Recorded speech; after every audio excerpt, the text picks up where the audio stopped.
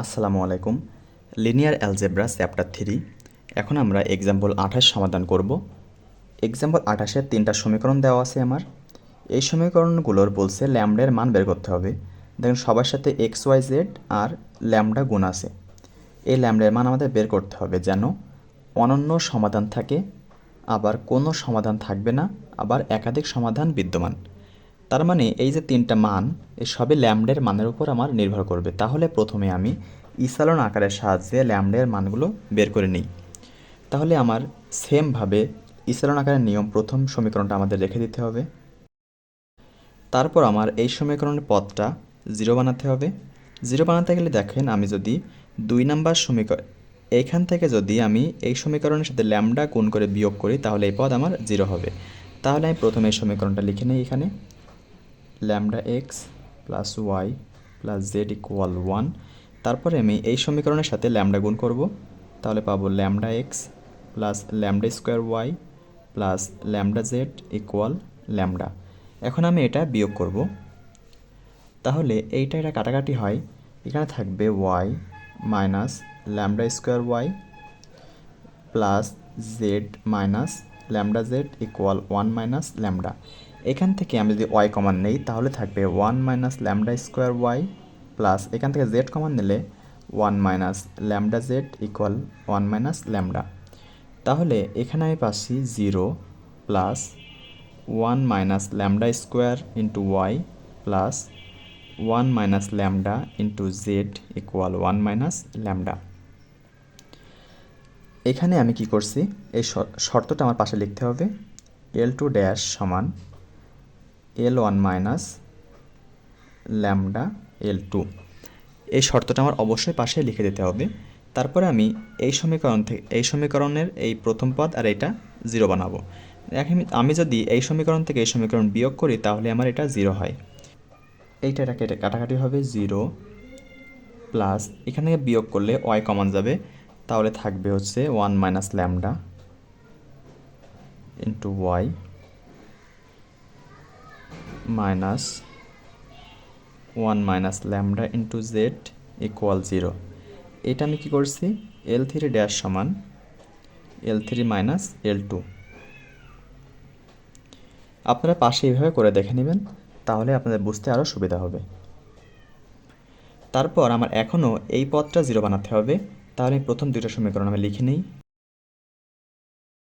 আমি দেখেন এখানে আছে 1 মাইনাস ল্যামডা স্কোয়ার আর এখানে আছে 1 মাইনাস ল্যামডা। আমি যদি এই সমীকরণের সাথে 1 প্লাস ল্যামডা যুক্ত করি তাহলে দেখেন এখানে কি হবে, 1 মাইনাস ল্যামডা আছে, আমি যদি 1 প্লাস ল্যামডা যুক্ত করি তাহলে এ মাইনাস বি ইন্টু এ প্লাস বি এর সূত্র পড়বে, তখন আমি এ স্কোয়ার মাইনাস বি স্কোয়ার পাবো, অর্থাৎ 1 মাইনাস ল্যামডা স্কোয়ার পাবো। এই লাইনটা আমি পাবো। এই সমীকরণের সাথে 1 প্লাস ল্যামডা গুণ করে আমি 2 নাম্বার সমীকরণ থেকে বিয়োগ করব। প্রথম 2 নাম্বার সমীকরণ আমি লিখে নেব 1 মাইনাস ল্যামডা স্কোয়ার ওয়াই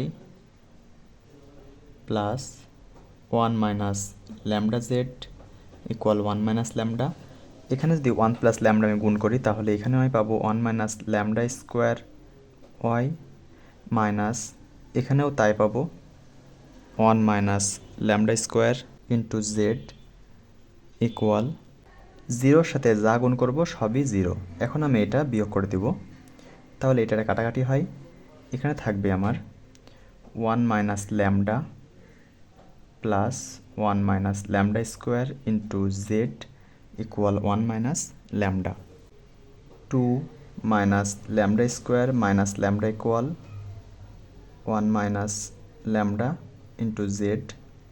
এখান থেকে যদি মাইনাস কমান নেই তাহলে পাচ্ছি lambda square plus lambda minus 2 into Z lambda minus 1। এইটা যদি আমি মিডল টার্ম করি তাহলে পাবো lambda square plus 2 lambda minus 2 into Z equal lambda minus 1। এখান থেকে যদি আমি ল্যামডা কমান নেই তাহলে পাবো lambda minus 1 into lambda plus 2 into Z equal lambda minus 1। তাহলে এখানে আমি এই পদ 0, ওয়াইয়ের পদ 0, জেডের পদ থাকছে lambda minus 1 into lambda plus 2 into Z equal lambda minus 1। এই লাইনটা আমি করছি L3 ড্যাশ সমান L2 minus lambda plus 1 into L2। 1 plus lambda আর ল্যামডা প্লাস 1 একই কথা। তাহলে আমার এইখানের প্রথম পদ 0, এখানে দুইটা পদ 0, আমার ইসেলন আকার কমপ্লিট। এখন আমার বলছে ল্যামডা এর মান বের করতে, আমি এখনও ল্যামডা এর মান পাইনি। দেখেন এইখানে আমার 3 নম্বর সমীকরণে একটা চলক আছে, তাহলে এখান থেকে আমার বের করা সহজ হবে। এখানে আছে ল্যামডা মাইনাস 1 আর ল্যামডা প্লাস 2।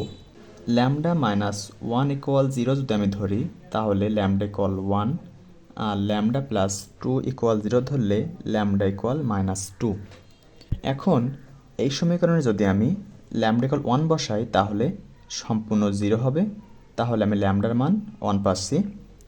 আর যদি মাইনাস 2 বসাই, তাহলে সবই 0 হচ্ছে, মাইনাস 2 বসালেও 0 হচ্ছে, তাহলে আমি ল্যামডার মান 1 পাচ্ছি।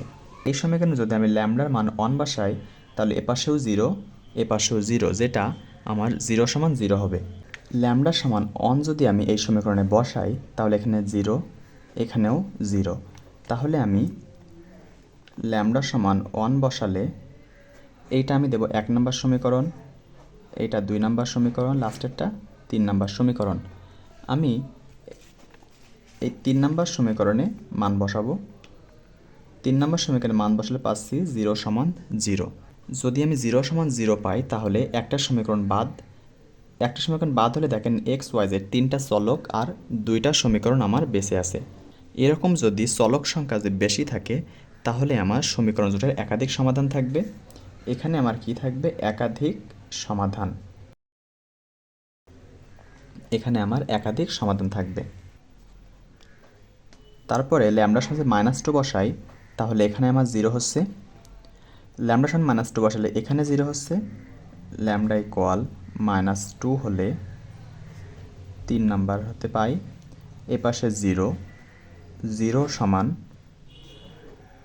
এপাশে দেখেন -2, -1, এখানে -3। এটা হচ্ছে আমার অসামঞ্জস্য আকার, এইখানে আমার কোনো সমাধান নেই। লিখতে হবে সমাধান নেই।